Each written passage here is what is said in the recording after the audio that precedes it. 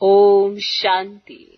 कोई तत्व ज्ञानी ब्रह्म ज्ञानी अच्छे होते हैं तो गद्दी पर बैठे बैठे समझते हैं हम तत्व में लीन हो जाएंगे। गद्दी पर बैठे होंगे लेकिन समझेंगे कि हम तत्व में लीन हो जाएंगे। शरीर का भान नहीं रहता।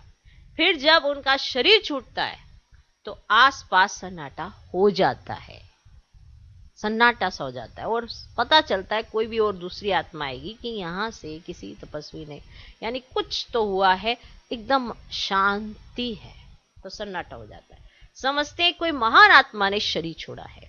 वो सन्नाटा जो होता है वो दुख नहीं देता है, वो शांति की अनुभूति कराता है। इसीलिए कहा जाता है कि किसी महान आत्मा ने शरीर छोड़ा है। डिफरेंस होता है थोड़ा। अगर आम आत्माएं शरीर छोड़ती हैं तो ऐसा सन्नाटा होता है, ऐसे अजीब सा अलग सा, ठीक है। इसीलिए कई बार आप देखेंगे कि कोई आत्मा ने शरीर छोड़ा तो कैसी अनुभूति हो रही है, किसी आत्मा ने शरीर छोड़ा तो कैसी अनुभूति हो रही है। तो ये उसकी अवस्था पर निर्भर करता है। इसलिए जो कोई महान आत्माएं होती है जब वहां शरीर छोड़ती हैं या वहां से जाती हैं तो वहां पर शांति वाला सन्नाटा होता है, तो सबको शांति की अनुभूति होती है। क्या समझे? वो आत्मा ने मेहनत की है तो उसका प्रभाव भी तो रहेगा ना। इसीलिए आपने कई स्थानों पर देखा होगा कि कोई भी वहां जाता है तो शांति की अनुभूति करता है। तो शांति की अनुभूति कहाँ से हुई? उसके पुरुषार्थ से वहां पे शांति की अनुभूति होती है।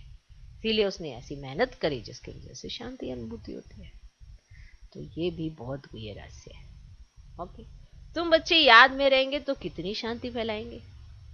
तो आप बच्चे भी जहां रहते हो, जहां भी रहते हो, कईयों के घर में आप जाएंगे तो वहां पे ऐसा लगेगा जैसे पता नहीं क्या, माना वाइब्रेशन में इतना हैवीनेस है, माना क्या ये वो, माना भारीपन बहुत है, क्योंकि वहां अशांति का वायुमंडल है। चारों दिशाओं में सबके अंदर जो संकल्प है वो अशांति के हैं।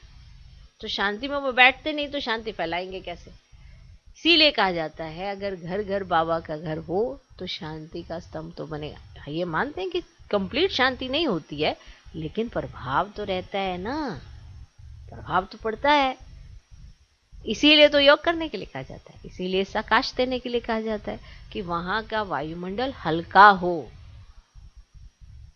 तो ये भी बातें आपको समझ में नहीं। कोई भी बाबा का बच्चा किसी घर में भी किसी में भी होता है, लेकिन उसके परिवार में सभी ज्ञान में नहीं चलते हैं, तो भी बाबा की रेजिस तो वो उस घर पे डलवा ही रही है ना आत्मा।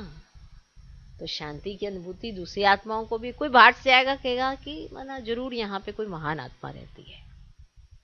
क्या समझे? भले कोई क्रोध करने वाला भी होगा, आप शांति की अनुभूति करने वाले भी होंगे और शांत रहते होंगे, योग करते होंगे, तो प्रभाव तो दोनों का ही होगा।